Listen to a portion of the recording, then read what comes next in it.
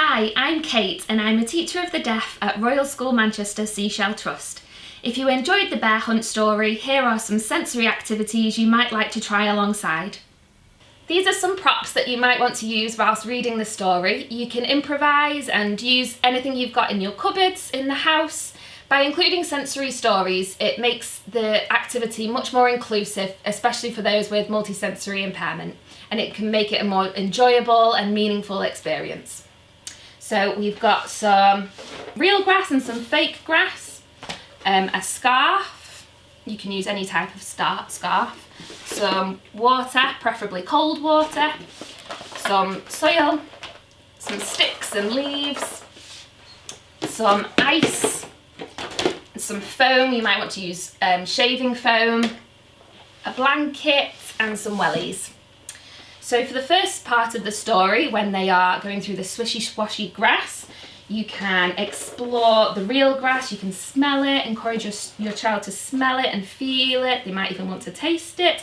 You can run your fingers through the grass and really get them to get involved with the grass and talk about the grass and sign about the grass.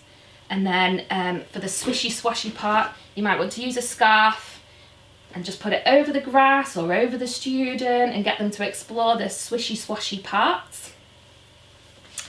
Then for the river, just get a bowl with some cold water and talk about how it's wet and how it's splishing, splashing.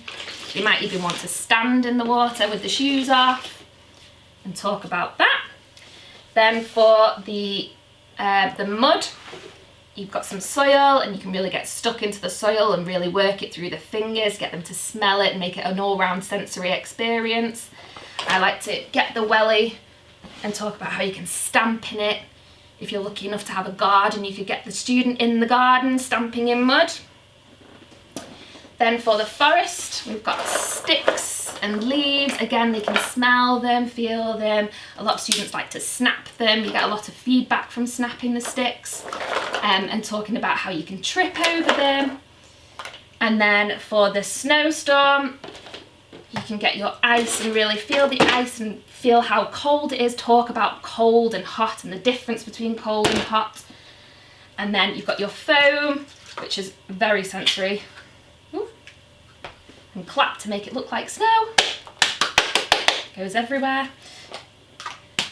And then when we're running back home and they're getting into bed and they're hiding under their bed sheets, you can really hide under the sheets and talk about how soft the blankets are and how we're safe and we can hide under the blanket.